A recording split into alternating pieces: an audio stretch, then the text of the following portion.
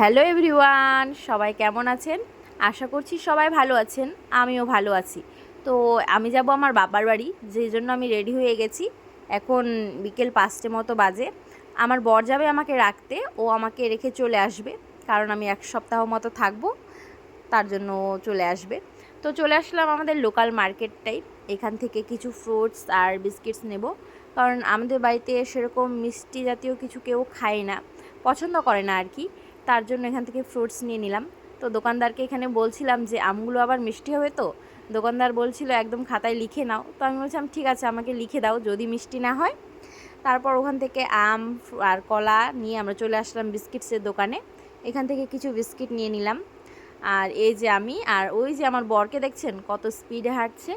ওর হাঁটার স্পিডের সাথে তো আমি তাল মেলাতেই পারি না, এত স্পিডে হাঁটে।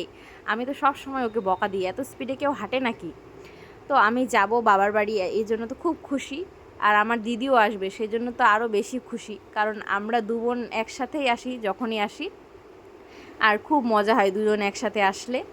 এই যে আমি দেখতে দেখতে চলে আসলাম আমাদের বাড়ির পাশের রাস্তাটাই।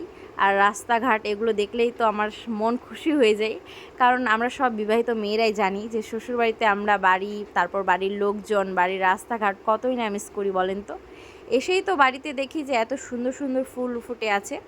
তারপর আসা মাত্রই মা দিয়ে দিল নাস্তা। আর নাস্তা খেয়ে আমরা চলে আসলাম আমার জেঠু বাড়িতে। এই যে শিফান, এটা হচ্ছে আমার ভাস্তা, কান্না করছে ও।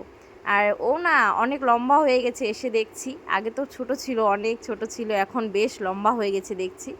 তো এখন আমি, ভাবি আর আমার দিদি আমরা সবাই মিলে গল্পগুজব করছি, যেহেতু অনেক দিন পর দেখা। আর এই যে শিফান আমাকে দেখাচ্ছে ও মেলায় কী কী কিনেছে। তো আজকের ব্লগটা এই পর্যন্তই।